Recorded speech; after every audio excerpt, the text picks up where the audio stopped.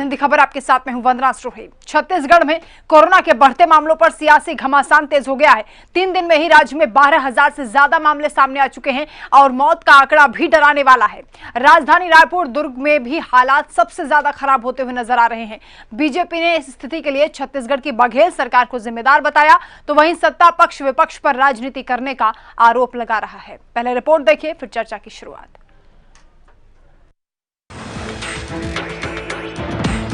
छत्तीसगढ़ में बेकाबू हो रहे कोरोना संक्रमण पर सियासी तीर ताबड़तोड़ चलने लगे हैं। दरअसल दुर्ग, रायपुर में हालात चिंताजनक स्थिति में है। कई जिलों में नाइट कर्फ्यू लगाया जा चुका है। दुर्ग में 6 अप्रैल से 14 अप्रैल तक संपूर्ण लॉकडाउन का ऐलान कर दिया गया है। बढ़ते मामलों के लिए बीजेपी कांग्रेस सरकार को जिम्मेदार मानती है। पूर्व मुख्यमंत्री डॉक्टर रमन सिंह ने ट्वीट कर ये बात कही। जब प्रदेश में कोरोना के मामले बढ़ रहे थे तो छत्तीसगढ़ में रोड सेफ्टी क्रिकेट टूर्नामेंट कराया जा रहा था और स्टेडियम में भीड़ जुटाई गई थी। इस कारण कोरोना बढ़ा। बीजेपी नेता छत्तीसगढ़ की तुलना उससे 2.5 गुना बड़े मध्य प्रदेश से कर रहे हैं, जहां स्थिति काफी कुछ नियंत्रण में है। छत्तीसगढ़ को भगवान भरोसा सरकार ने छोड़ दिया है। अब तक के सारे रिकॉर्ड ध्वस्त कर दिए हैं और लगभग 4500 से ऊपर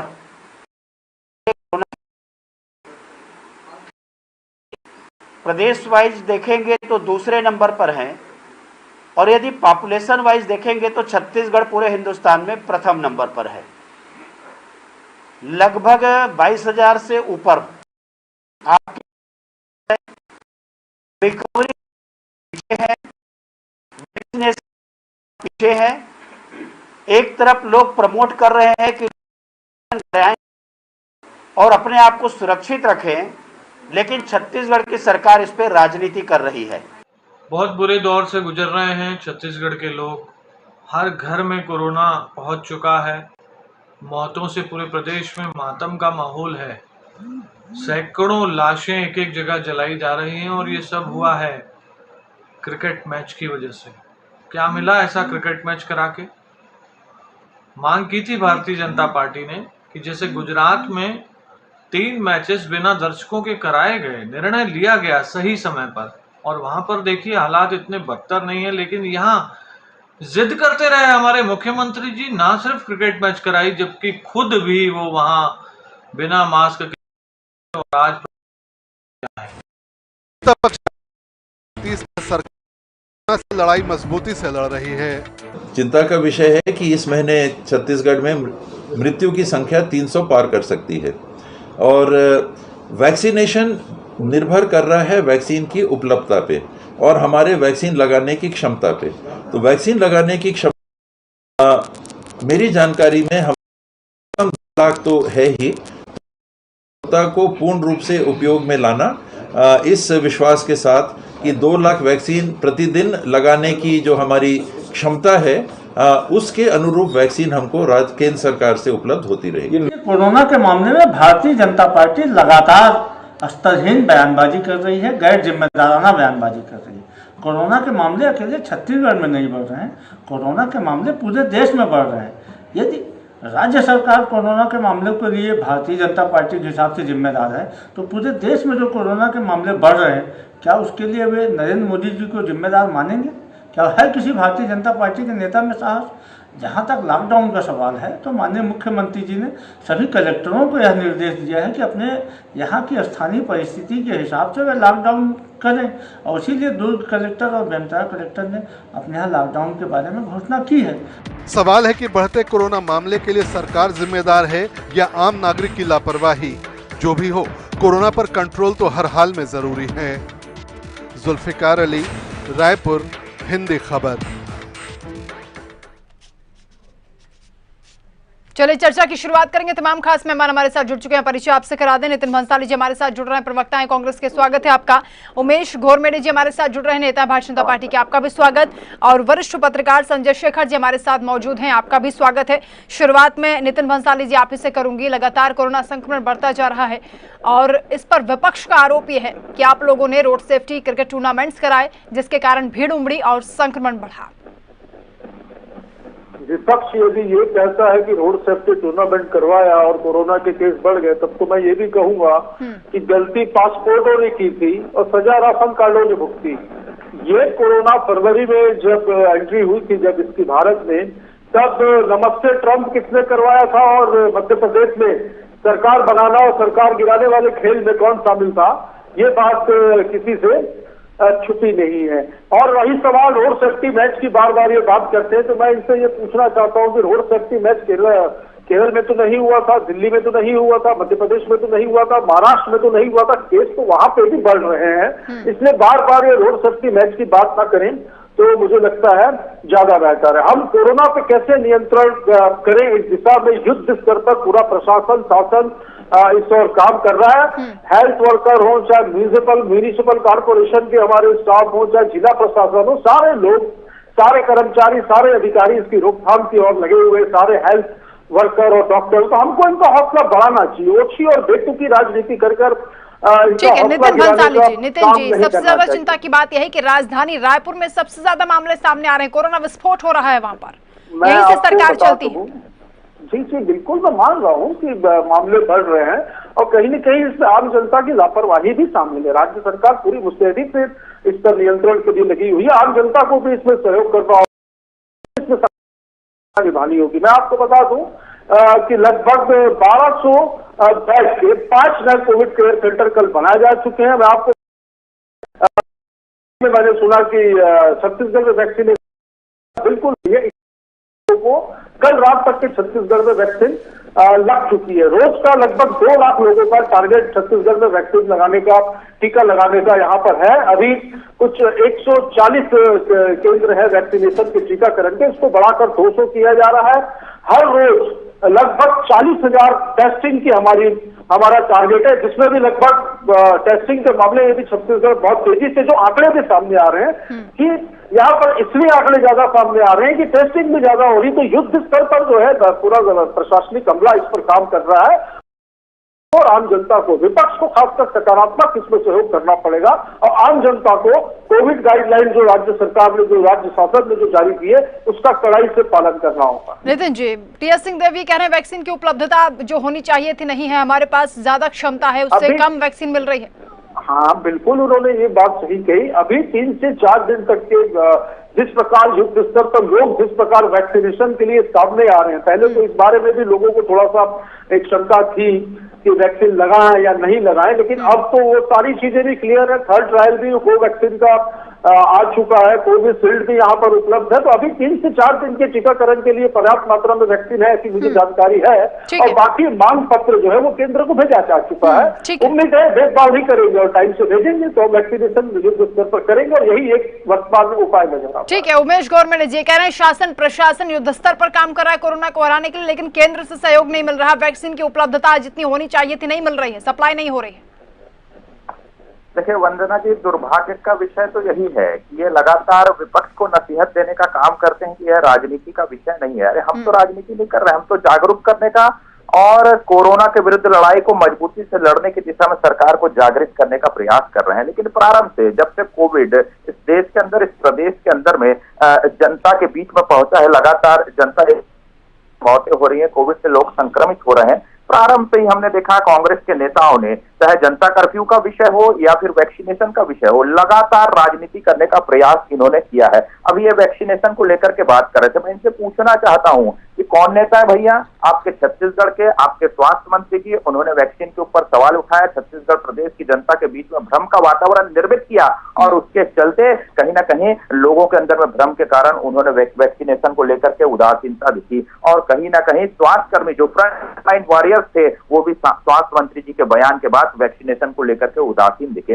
प्रारंभिक स्तर पर जब वैक्सीनेशन की गति को आपको बढ़ाना चाहिए था, युद्ध स्तर पर जब वैक्सीनेशन को पूरे छत्तीसगढ़ प्रदेश के प्रत्येक जिले में सेंटर्स बना के उसका विस्तार करना चाहिए था, तब आप उदासीन दिखे, केंद्र के ऊपर आरोप लगाते हुए दिखे। और आज जब आपकी आज जब आपके क्रिकेट कराने की वजह से, आज तरह तरह के आयोजन सरकार की तरफ किए जाने की वजह से जब कोविड का विस्फोट हुआ है, हो रही है, उसके बाद आप जागते हैं और टीकाकरण की बात करते हैं। तो आखिर आप देर से आए लेकिन आए तो वहीं आए, फिर क्या मतलब हुआ राजनीति करने का और क्या मतलब हुआ छत्तीसगढ़ की जनता का नुकसान करने का सीधे तौर पर।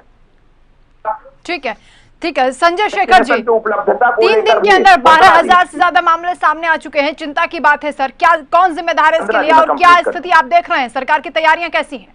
संजय जी देखिए, वंदना जी मैं कंप्लीट कर लूं।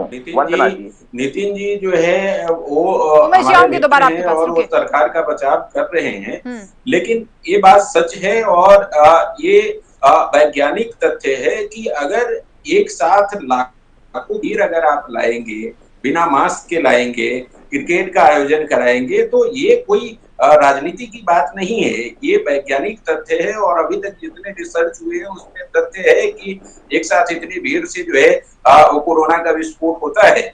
और टेलीविजन पे वो न मानेंगे, नहीं तो है कि इस तरह की स्थितियां हैं और उससे एक व्यापक स्थिति में यहाँ पर कोरोना का विस्फोट हुआ है। खैर, अब तो स्थिति अलग हो गई, अब बात रह गई कि इसको कैसे कंट्रोल किया जाए। इसमें भी सरकार कहीं ना कहीं मुझे लगता है कि कंफ्यूजन की स्थिति में है। अब देखिए, बड़ा दिलचस्प मामला ये है कि आप दुर्ग की स्थिति को देख करके निर्णय ले लेते हैं कि दुर्ग में लॉकडाउन की स्थिति होनी चाहिए, बेमेतरा में लॉकडाउन की स्थिति होनी चाहिए, और रायपुर में जहां पर सबसे ज्यादा केस है वहां पर सरकार की तरफ से मंत्रियों का ये बयान आता है कि लॉकडाउन कोई सॉल्यूशन नहीं है। तो सरकार इतनी कंफ्यूजन की स्थिति में आखिर क्यों है?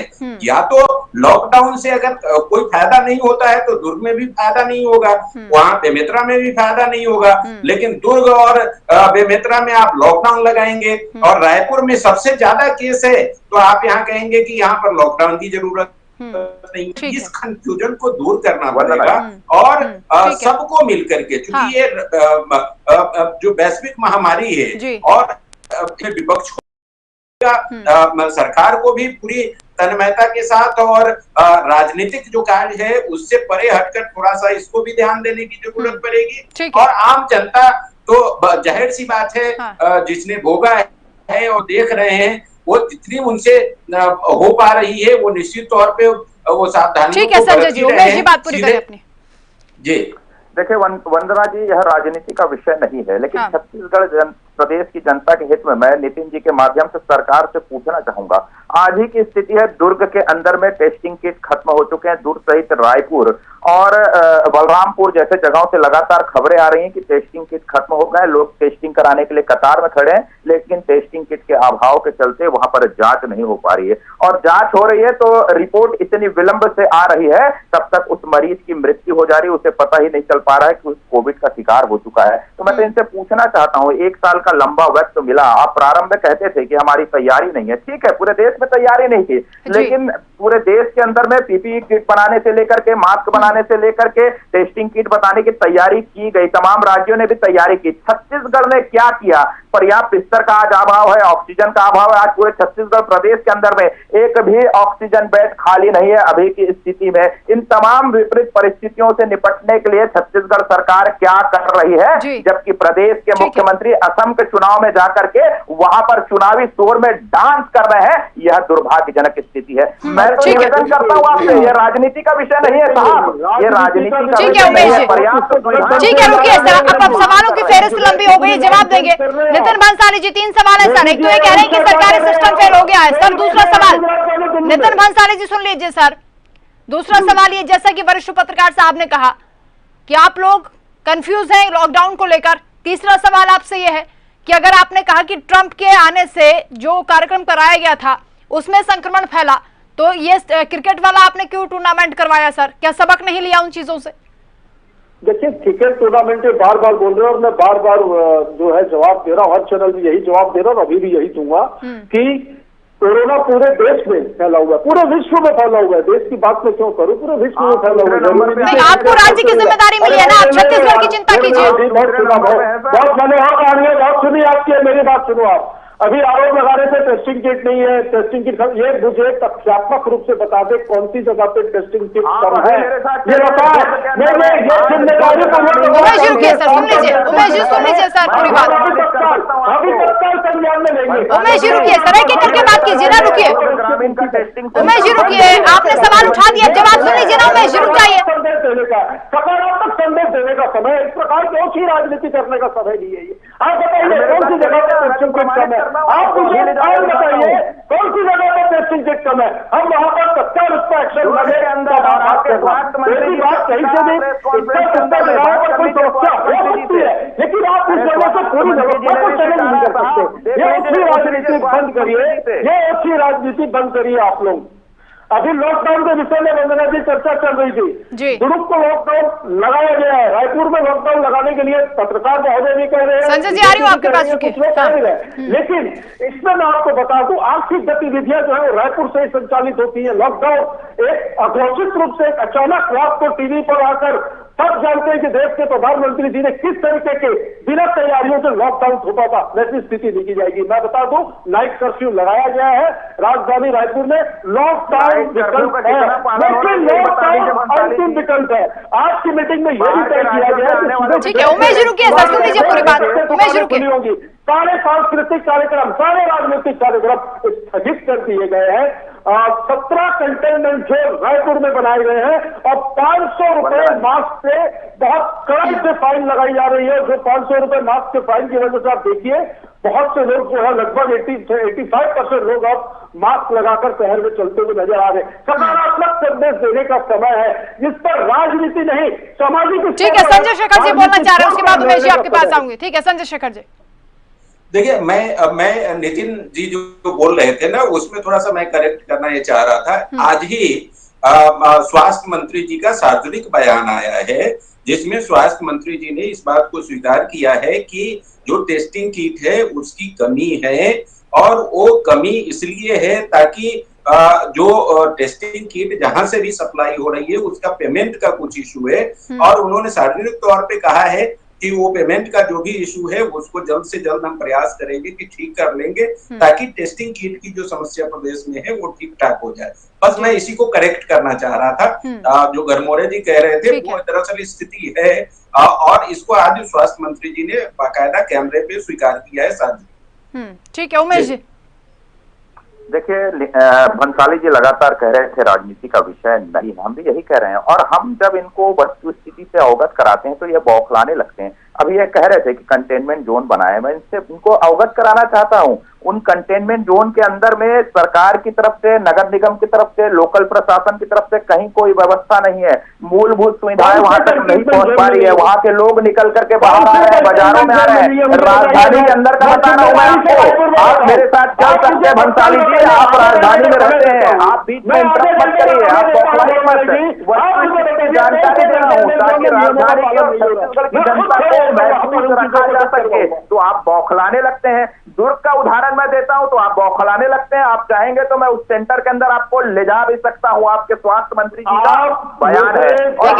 नितिन जी बात सुन लीजिए सर, नितिन जी आ रही हूं आपके पास, और केंद्र के ऊपर आरोप लगाना तो राजनीति तो आप जा रहे हैं। देश के महान वैज्ञानिकों के ऊपर पहले आप सवाल उठाते हैं, टीकाकरण को लेकर के छत्तीसगढ़ की जनता को भ्रमित करते हैं, और जब स्थिति खराब हो जाती है तो इस प्रकार की बयानबाजी करते हैं। और एक महत्वपूर्ण बात वंदना जी, मैं तो सीधे तौर पे आरोप लगाऊंगा यहाँ पर, छत्तीसगढ़ की सरकार मौत के आंकड़ों को भी छुपाने से बाज नहीं आ रही है। मौत के आंकड़े सरकारी आंकड़ों में कुछ और कह रहे हैं, और शमशान घाट के अंदर में और है। ठीक है नितिन भांसाली जी जवाब दीजिए सर, गंभीर आरोप है।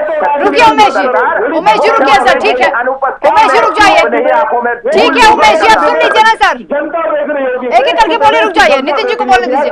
राजनीति है तो नितिन जी चुप कहाँ हो रहे हैं? जिससे जनता के बीच में नकारात्मक संदेश जाए, ऐसी बातें मत करो। एक पैनिक सिचुएशन है, इसमें सकारात्मक बात करो। आप मौतों के आंकड़े सुधारिए, किस प्रकार की स्थिति को सुधारिए आप। मैं आपको कह रहा हूँ आधे घंटे का समय दे रहा हूँ, मुझे बताइए उसको सुधारिए। नहीं जब उमेश जी नितिन भांसाली जी खुद आपको कह रहे हैं कि जहाँ गड़बड़ी लग रही है आप हमें बताइए, हम उसको शिकायत को दूर करेंगे, उसमें क्या दिक्कत है? तो सकारात्मक पहलू है। हाँ मैं तो बता रहा हूँ, मैं उनके साथ जाने तैयार हूँ वंदना जी, लेकिन वो मैं आधे घंटे का समय देता हूँ, आप मुझे बताइए, मैं जहाँ बोलोगे चलने के लिए तैयार हूँ। मैं चलिए मेरे साथ। दुर्ग ग्रामीण के अंदर में आज ठीक बंद है। है टेस्टिंग। दुर्ग शहर के अंदर ग्रामीण को इतना क्या, इतना बड़ा दुर्ग ग्रामीण में कौन से ठीक है उमेश जी, ठीक है सर, आपको पूरी व्यवस्था। ठीक है नितिन जी, इनको ले जाइएगा आप अपने साथ। अभी रुक जाइए, ठीक है रुक जाइए। संजय शेखर जी, संजय जी, क्या वाकई मौत के आंकड़े छुपाए जा रहे हैं? क्या वाकई स्थिति पैनिक हो चुकी है? देखिए मौत के आंकड़े छुपाए जा रहे हैं। ये कोई ऐसी बात नहीं है कि आरोप वाली बात है। पिछली बार सरकार ने स्वीकार किया था कि मौत के आंकड़े जो है वो त्रुटि बस आ नहीं पाए थे, और बाद में उन तमाम आंकड़ों को जोड़ करके दिया था। ये स्थिति इस बार भी विभिन्न समाचार पत्रों में और अलग अलग मीडिया के माध्यम से बातें सामने आ रही है। सरकार ने अभी तक स्वीकार नहीं किया है, लेकिन पिछली बार सरकार ने इसको बाकायदा, स्वास्थ्य विभाग ने इसको स्वीकार किया है, इसको एडमिट किया है कि पिछली बार जितनी मौत हुई थी उसमें से बहुत सारे आंकड़े ऐसे थे अलग अलग जिलों में जो नहीं आ पाए थे, और इस बार भी उसी के आधार पर आशंकाएं जताई जा रही है। कई जगह तथ्य भी दिए गए हैं मीडिया रिपोर्ट्स में और अखबारों में कि शमशान घाट में अलग दिखाई दे रहे हैं, वहां पर अलग संख्या आ रही है, लेकिन शासन की तरफ से अभी तक कोई ऑथेंटिक जवाब इसमें नहीं आया है। ठीक है नितिन वंजाली जी, मौतों के आंकड़े के बारे में यदि ये बात कर रहे हैं तो मैं ये बता दूं कि स्वास्थ्य विभाग के पूरे प्रदेश के जो आंकड़े आते हैं, लगभग 8:30 बजे किसी जिले के आंकड़े आए, किसी जिले के आंकड़े 9 बजे आए, किसी जिले के आंकड़े 11 बजे तक आते हैं। कई बार ये होता है कि उस सिस्टम में उसको फिट कर दिन निकल जाता है बीच में, तो उसमें दूसरे दिन कुछ हेर फेर आंकड़ों का हो सकता है, जिसको सुधार कर दूसरे दिन आंकड़ों को अपडेट किया जाता है। लेकिन इसमें यह नहीं है कि सरकार मौत के आंकड़े छुपा रही है। ऐसा बोलकर ये जनता के बीच में हमारे भारतीय जनता पार्टी के साथी जो हैं ये नकारात्मक संदेश दे रहे हैं। ऐसा संदेश अभी इस पैनिक सिचुएशन में नहीं देना चाहिए। मिलजुल कर लड़ने का समय है। यहाँ पर राजनीतिक रूप से नहीं, सामाजिक स्तर पर हमको सोचकर इस बीमारी से लड़कर जीतना मुझे लग रहा है ज्यादा जरूरी। ठीक है उमेश जी, सुझाव दीजिए सर, 30 सेकंड आपके पास।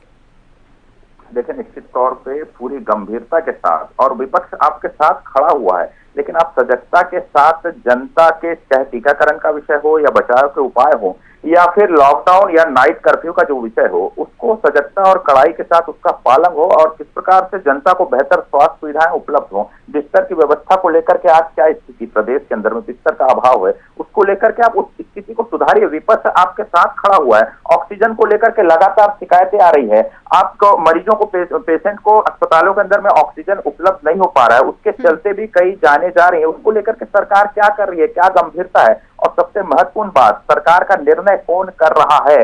स्वास्थ्य मंत्री जी को बार बार मुख्यमंत्री जी से असम में बात करना पड़ रहा है, तो डिसीजन कौन ले रहा है इस प्रदेश के अंदर में, और स्थिति को आने वाले समय में छत्तीसगढ़ की सरकार कैसे सुधारेगी, इसका जवाब देने के लिए कोई जिम्मेदार व्यक्ति है भी या नहीं, या फिर अगर उससे बड़ी बात अगर मैं कहूँ वंदना जी, तो छत्तीसगढ़ के अंदर में कोई सरकार है भी कि या नहीं, यह जनता के बीच में बड़ा सवाल। ठीक है संजय जी, 30 सेकंड आपके पास, उसके बाद नितिन जी आपके पास आऊंगी। रुकिए संजय जी, ठीक है उमेश जी आपकी बात आगे से, समय खत्म हो रहा है। संजय जी 30 सेकंड। देखिए समय बहुत ही चिंताजनक है, बहुत ही खराब स्थिति है, और इस स्थिति में सरकार को जो है बहुत गंभीरतापूर्वक विचार करते हुए रास्ता निकालना पड़ेगा।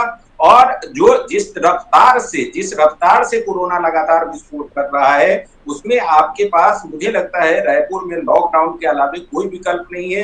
लॉकडाउन स्थायी समाधान जरूर नहीं है, उससे कोरोना खत्म नहीं होता है, लेकिन चेंज होता है, जो रफ्तार है उस पर ब्रेक लगेगा। और मुझे लगता है कि रायपुर जिस स्थिति में पहुंच गई है उसमें आपको तत्काल लॉकडाउन रायपुर में लगाना चाहिए। ठीक है नितिन जी, लास्ट कमेंट। देखिए, लॉकडाउन अंतिम विकल्प है। लॉकडाउन लगाया जाना चाहिए, ये बोलना बहुत आसान है, पर उन चीजों को भी देखना चाहिए। हम आपने वो दर्द नहीं भूला है, नंगे पैर जो मजदूर चलकर आए थे, कोई भी चीज हम एकाएक नहीं कर सकते। सारी चीजों पे मीटिंग जारी है, शासन प्रशासन के बीच संवाद जारी है। माननीय मुख्यमंत्री जी असम में हैं, ये बार बार कह रहे थे कि असम में है।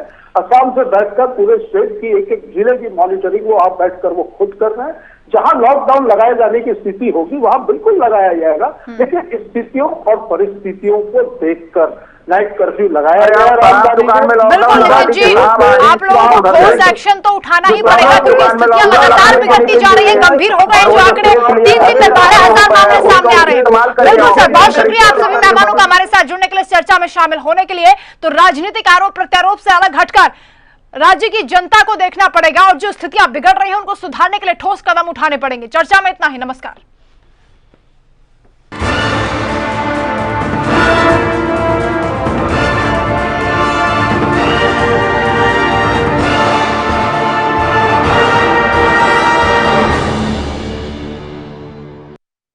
कुछ अलग है, कुछ नया है। आलू है, अचार है। आलू में अचार? अरे इसमें तो दोनों है यार। कमाल है। MDH का अचारी आलू मसाला, आलू में अचार का मजा। MDH अचारी आलू मसाला। नमस्कार। हमारे देश के वैज्ञानिकों ने काफी मेहनत के बाद कोरोना वैक्सीन बनाई है। कुछ लोग ये वैक्सीन लगवाने से डर रहे हैं। मैं उन्हें बताना चाहता हूं कि ये वैक्सीन पूरी तरह से सेफ है। मैं खुद एक शुगर का मरीज हूं और मेरे माँ बाबूजी काफ़ी बुजुर्ग हैं। मैंने ये वैक्सीन खुद भी लगवाई है और अपने माँ बाबूजी को भी लगवाई है। ये वैक्सीन पूरी तरह से सुरक्षित है। इसलिए मैं आपसे अपील करना चाहता हूँ कि अगर आप वैक्सीन लगवाने के लिए एलिजिबल हैं तो वैक्सीन ज़रूर लगवाइए। सभी सरकारी केंद्रों में ये वैक्सीन बिल्कुल मुफ्त है। मुझे आपकी सुरक्षा की बहुत चिंता है। अब कोरोना की वैक्सीन आ गई है। अगर अब भी